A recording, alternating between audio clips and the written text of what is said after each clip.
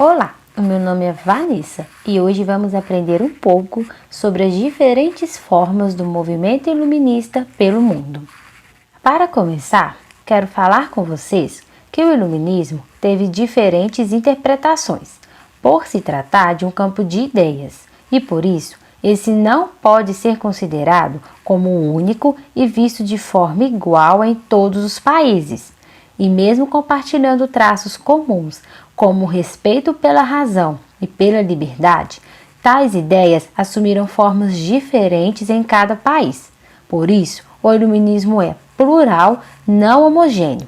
Assim, podemos perceber que não foi apenas na França que o iluminismo teve força e grande influência. Em diversos países, ele foi reestruturado, trazendo em si novas ideias e características próprias. E hoje vamos aprender um pouco sobre o iluminismo inglês, português e americano.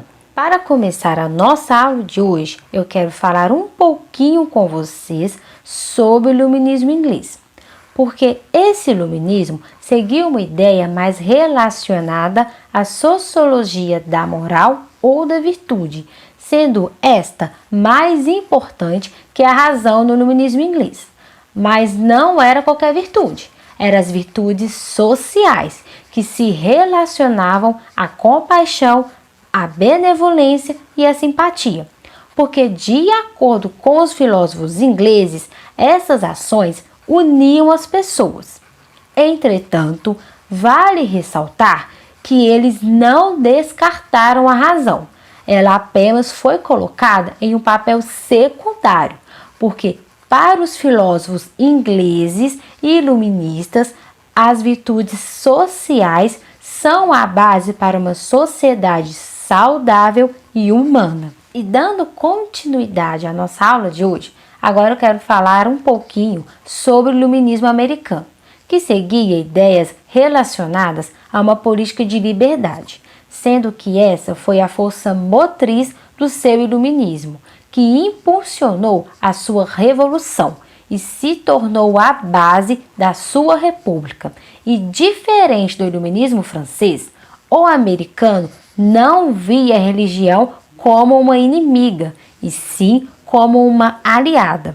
E além disso, o iluminismo americano foi também uma teoria política que inspirou a sua Constituição, sendo que ela foi feita objetivando sustentar a nova república que tinha se libertado da Inglaterra, porque os Estados Unidos, antes da sua revolução, era uma colônia inglesa.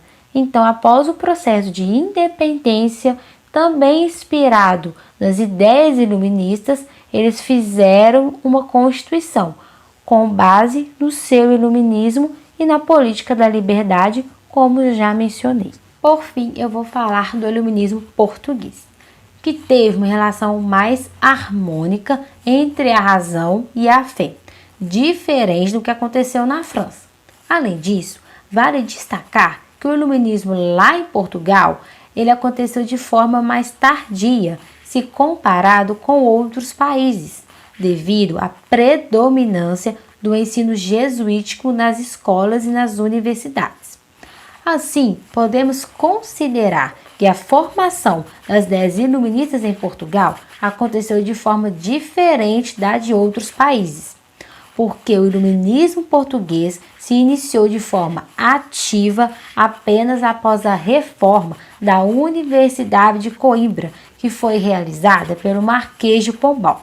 Esse marquês, ele restringiu um pouco o poder da igreja sobre a administração do país.